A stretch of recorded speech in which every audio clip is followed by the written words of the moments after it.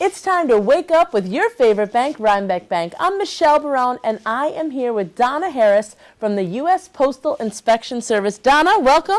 Thank you for having me, Michelle. Thank you for coming back. She's a return guest. I am, and I had a great time, so I wanted to come back and do it again. Absolutely. We're so happy to have you. So, Donna, today we're going to talk a little bit about elder abuse. Tell me about it. What is it? Maybe we'll explain to the general public what elder abuse is. Well, you know, Michelle, elder abuse, it can be characterized by the trust that you have for someone. It could be a family, it could be a friend, someone you trust, and they take advantage of that trust.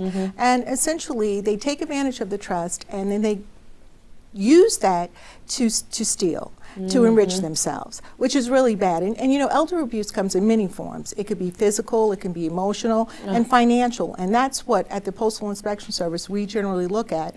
That's financial abuse of someone who is vulnerable, elderly, or just someone who needs assistance. And so that's our role, to investigate those crimes when they're brought to our attention.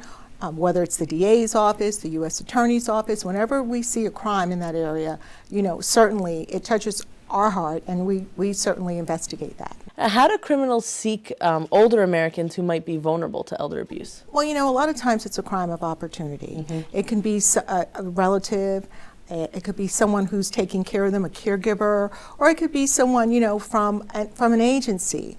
And so anytime there's an opportunity, you know, if someone wants to do harm, they take advantage of that. And in this case, there are many opportunities, because someone that's older may not have the same capacity that they had when they were younger. Absolutely. And they may, you know, they're very trusting. When you think about, you know, a fraud scam, any type of fraud scam, someone that's older, when they were younger, you could trust people. Absolutely. And nowadays you have to be so cautious. And so that's how it starts. Oh, you have a lot of mail.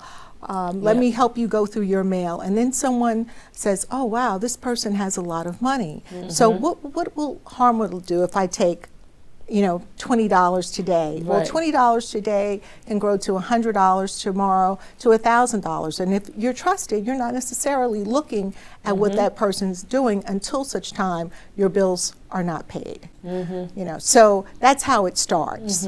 I see. Interesting. Can you share a story of someone that's been scammed? Well, I have a great story. This case was brought to us by the Brooklyn DA's office, and it was a woman, and we'll use her name, we'll say Lillian. She was 94 years old, and her contract APS worker, somebody who was contracted to assist her, took advantage of her. And in her day, she worked, I believe, for a telephone company, so she didn't realize at 94 years old how much money she actually had and how much her pension had grown.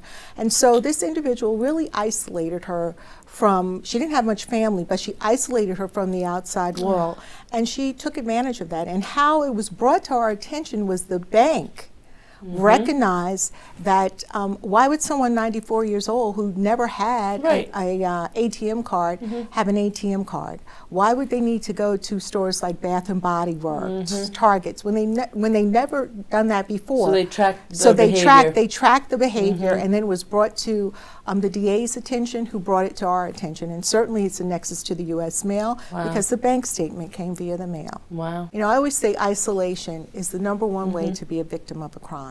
I say the first thing you should do is make sure you have a circle of friends, someone that you can talk to, someone that you can run things by. And the other thing is know your finances. It makes sense, because if you have that circle of friends, say you have dementia or Alzheimer's, at least you know that the group was taking care of you. You may not know it then, but putting those steps in place before something detrimental happens. And that's important, yes, putting it in place before something happens, before you need it. Absolutely, and we're always here to help if you need help, so make sure you visit us if you're a customer and think that you are being scammed or concerned about being scammed. What can you do if you have been scammed? Well, the first thing is report it. Don't be afraid to report it. If you believe you've been a victim, always report it, because, you know, sometimes what happens is it becomes a pattern. Someone may have victimized someone else at some other time. And so if you report it and we look and we determine that several individuals have maybe been under the care of this particular person, we're able to put all that evidence together and present it to, and track it and present it to the U.S. Attorney's Office for prosecution. In this case that I spoke of, this individual was prosecuted and was ordered to make restitution in over $200,000, and then certainly serve jail time. So now tell us where people can find out more on how to report it and more about the U.S. Postal Inspection Service. Well, certainly they can go to our website at www.postalinspectors.uspis.gov. I know that's long.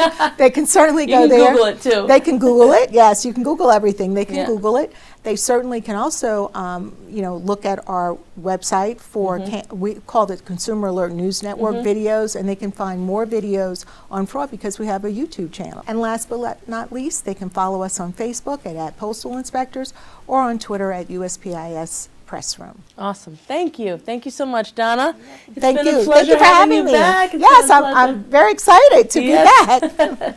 Thank you so much. Check us out next Monday morning right here on Wake Up with Rhinebeck Bank. See you then. Bye. Wake up with